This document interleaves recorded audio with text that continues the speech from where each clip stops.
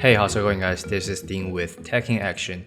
And in this video, we're gonna have a look at the brand new Xiaomi Mi 8.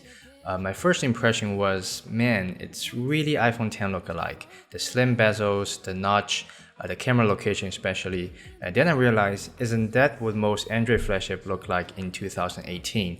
I mean, personally, although it doesn't bother me a lot, I prefer not to have the notch on my phone.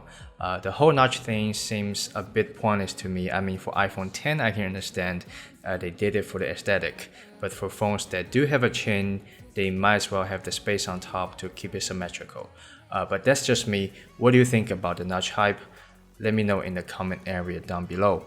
Alright, let's start with the unboxing. It's Xiaomi's 8th anniversary this year. That's why they skipped number 7 to name this phone Xiaomi Mi 8. And clearly they also put more thoughts into the packaging. The box overall is more premium than the previous flagships. Inside the box you have a small box that contains all the paperwork, a clear rubber case, a SIM card removal tool, and of course a dongle for there's no 3.5mm headphone jack. Underneath that we have the phone itself, a USB-C cable, and an 18-watt rapid charger.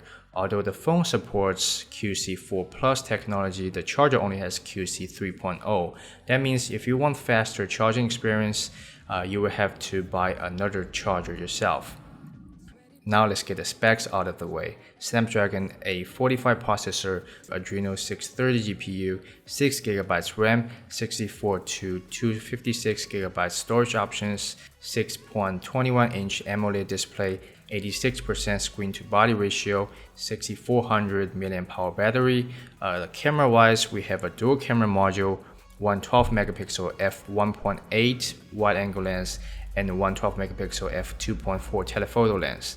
And price-wise, this is currently the cheapest Snapdragon 845 model on the market, starting $420 for the basic model and $515 for the 256GB variant.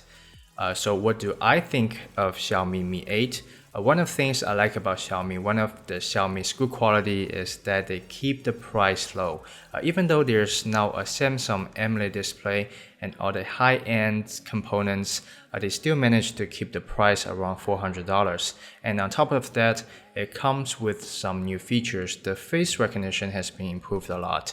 There's now a dedicated infrared camera for the face unlock and a dedicated flashlight for unlock in the darkness. The dual GPS navigation system and the camera seems to have some very high scores in DxOMark. It's 99 as same as Google Pixel 2 XL. I'm not saying it's just as good. Apparently DxOMark has lost some credibility since they started teaming up with Chinese phone companies.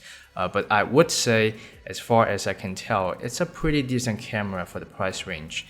You can check out my previous video where I did a blind camera test with OnePlus 6, Xiaomi Mi 8 and Mi 8 SE. The link is in the description below. So what do you think? Leave a comment below. I'll see you next time.